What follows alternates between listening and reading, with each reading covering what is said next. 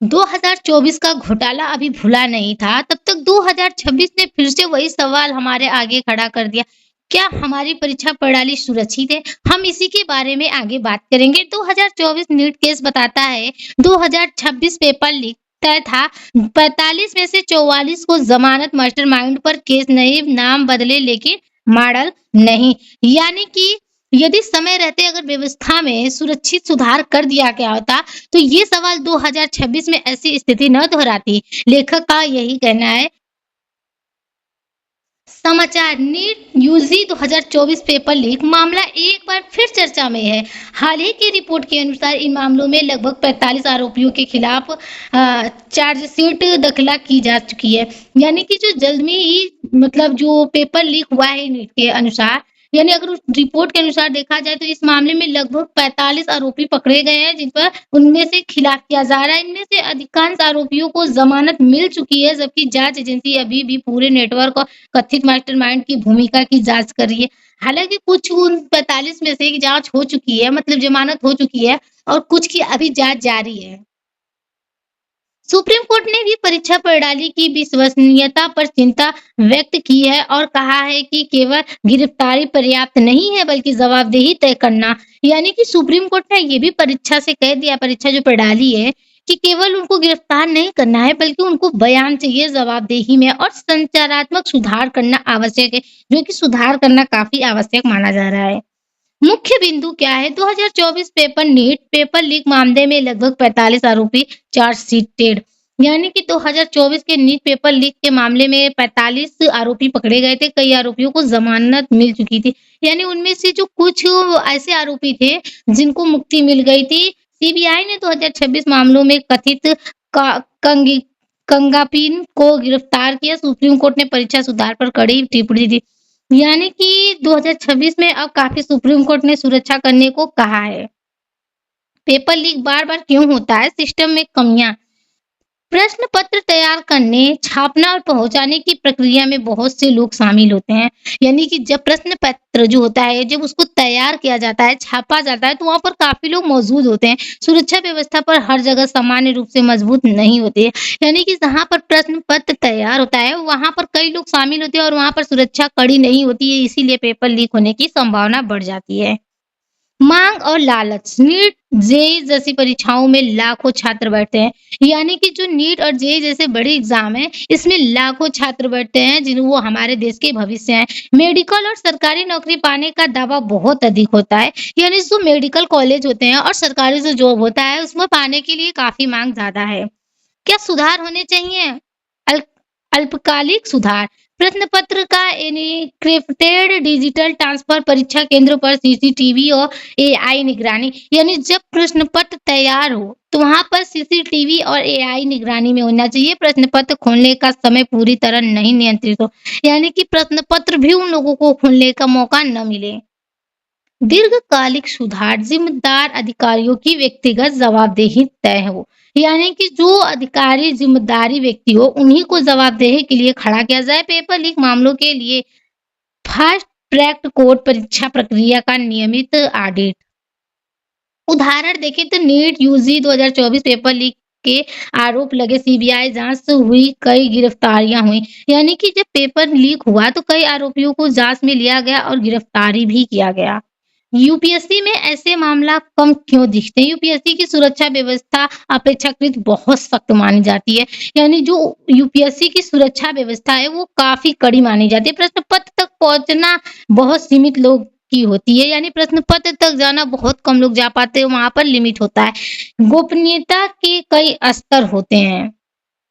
ध्यान रहे कि यूपीएससी पूरी तरह त्रुटि रहित है, ऐसा नहीं कहा जा सकता, लेकिन अब तक बड़े पैमाने पर सिद्ध पेपर लीक के मामले बहुत कम सामने आए। हालाँकि ऐसा भी हो सकता है कि उनमें त्रुटियाँ नहीं है, हो भी सकता है, लेकिन बड़े पैमाने पर जाकर देखा जाए तो इसके मामले में लीक के मतलब मामले में कम है। संविधान से संबंध अनुच्छेद 14 की अगर बात करें तो समानता का अधिकार सभी छात्रों को निरपेक्ष अवसर मिलना चाहिए।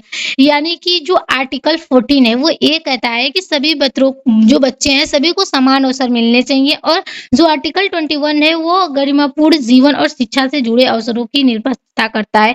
यानी जो आर्टिकल 21 है वो हमारे जीवन और शिक्षा को लेकर जुड़ाव को अवसर देता है। अनुच्छेद 60 सार्वजनिक अवसरों में समान प्रतिस्पर्धा का सिद्धांत है। आगे क्या हो सकता है? सीबीआई और अन्य जांच एजेंसियों नए आरोपियों की गिरफ्तारी कर सकती है। यानी जो सीबीआई है वो अन्य जो पेपर बनाने वाली जो स्थान है और जो आरोपी हैं उनकी गिरफ्तारी तय कर सकती है। कथित मास्टरमाइंड और पूरे नेटवर्क का खुलासा हो सकता है। यानी जो इसका ये मास्टरमाइंड बनाया गया है उसको मतलब खुलासा हो सकता है। अदालत में मुकदमा आगे बढ़ेगा और दोषियों सजा मिल सकती है। यानी ये अदालत में इसको जो मुकदमा है आगे बढ़ाया जाएगा और दोषियों को सजा मिलेगी। एनटीए की कार्यकाल प्रणाली में बड़े सुधार किए जा सकते हैं। भारत पर प्रभाव छात्रों का परीक्षण प्रणाली पर विश्वास कम हो सकता है। यानी कि जो भारत के छात्र हैं उनको परीक्षा को लेकर उनका विश्वास कम होगा। मेहनती विद्यार्थियों के साथ अन्याय की भावना बढ़ सकती है। यानी जो बच्चे मेहनत करने वाले होते हैं अगर ऐसे ही पेपर लीक होता रहा तो उनका विश्वास कम होगा। राष्ट्रीय परीक्षाओं की विश्वसनीयता प्रभावित हो सकती है जिससे कि जो राष्ट्रीय परीक्षा है उस पर विश्वास लोगों का कम होगा। तो राजनीतिक पर प्रभाव सरकार और विपक्ष के बीच आरोप प्रत्यारोप बढ़ सकता है। परीक्षा एजेंसियों की जवाबदेही पर बहस तेज हो सकती है। शिक्षा सुधार राजनीतिक मुद्दा बन सकता है। यानी जो सरकार है वो उसके विपक्ष जाकर आरोप प्रत्यारोप बढ़ा सकता है और जो परीक्षा एजेंसियां उनको जवाबदेही पर बहस होगी तेज से और सुधार मतलब शिक्षा सुधार को राजनीतिक मुद्दे बना सकते हैं। समाज पर प्रभाव छात्रों और अभिभावकों में चिंता बढ़ेगी। मेहनत और योग्यताओं पर लोगों का विश्वास प्रभावित हो सकता है। यानी जो छात्र मेहनत करते हैं पढ़ते हैं उनका चिंता बढ़ेगा और जो उनकी विश्वास है कम होगी। प्रतियोगी परीक्षाओं की विश्वसनीयता पर सवाल उठेगा। आर्थिक प्रभाव दोबारा परीक्षा कराने पर सरकारी खर्च बढ़ता है। यानी जब भी दोबारा परीक्षा कराया जाएगा तब खर्चा बढ़ सकता है। कोचिंग और तैयारी में छात्रों का अतिरिक्त पैसा खर्च होता है। यानी जितने भी बच्चे कोचिंग ऑनलाइन ऑफलाइन तैयारी करते हैं उनका पैसा ज़्यादा खर्च होगा। शिक्षा क्षेत्र का खास नुकसान पहुंच सकता है। यानी जो शिक्षा के खास पर नुकसान पहुंचेगा। संभावित प्रभाव परीक्षा सुधार नियम और सख्त होंगे। डिजिटल निगरानी और बढ़ सकती है। यानी जो परीक्षा सुधार है उसके नियम सख्त होंगे कठिन बनाए जाएंगे और जो डिजिटल निगरानी जैसे एआई सीसीटीवी कैमरा इसको बढ़ाया जाएगा। एनटीए और अन्य परीक्षा एजेंसियों की जवाबदेही बढ़ेगी। भविष्य में परीक्षा सुधारों के लिए नई नीतियां बन सकती हैं। समाधान क्या है? प्रश्न पत्र की डिजिटल सुधार जो सुरक्षा है उसको मजबूत की जाए। पेपर लीक मामलों के लिए त्वरित विशेष अदालत बनाई जाए। यानी प्रश्न पत्र जब बनता है तो वहां पर सीसीटीवी और डिजिटल जैसे एआई का प्रयोग किया जाए और पेपर न लीक हो इसके लिए अदालत में उसके त्वरित किए जाए। परीक्षा केंद्र पर एआई और सीसीटीवी निगरानी बढ़ जाए। दोषियों को कड़ी और समयबद्ध सजा दी जाए। यानी जितने भी दोषी लोग हैं इनको कड़ी सजा दी जाए।